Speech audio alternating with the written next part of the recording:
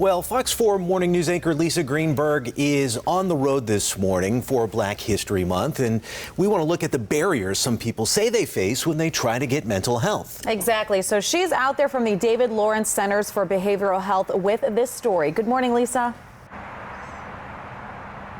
Good morning, you guys. Yes, today we want to focus on those barriers that minority communities say they face when it comes to getting access to mental health care. We're doing all of this in honor of Black History Month. And in just a little bit, we'll also talk about the different treatment options that the David Lawrence Centers for Behavioral Health here in Collier County offers to everyone in our community. First, though, we want to talk about one major barrier that a clinician I spoke to here at DLC says that minority communities face, and that's not seeing themselves in their provider.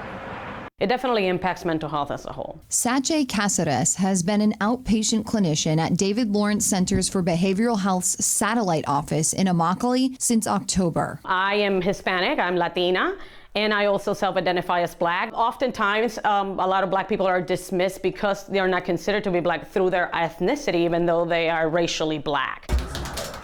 She speaks Spanish and English and treats clients of all ages through therapy. The fact that I'm multiracial and speak several languages, I think that already provides that window for people to be even more attracted to look for their likeness in their clinician. A lot of times people that don't see their likeness in their providers are not feeling embraced. So that is something that keeps people away from seeking out mental health services or healthcare in general.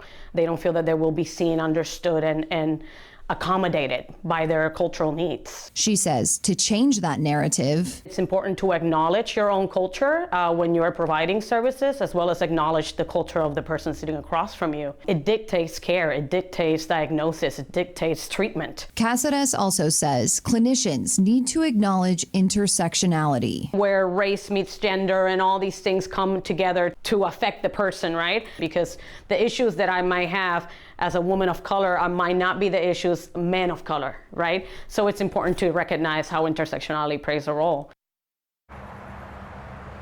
And listen to this, every month here at the David Lawrence Center, they offer cultural diversity training for their staff members. They're actually doing that here today. And that clinician you just heard from says right now she's in the process of revamping that to include a lot of what you just heard her talk about, things like intersectionality and really things that are top of mind for the culture today. So we're going to have more on that training coming up here in just a bit. We're also going to be talking about the different treatment options available here, as well as other barriers that minority communities say they face when it comes to getting mental health care. For Your Healthy Family, I'm Lisa Greenberg, and for more health stories, head to fox4now.com/yourhealthyfamily.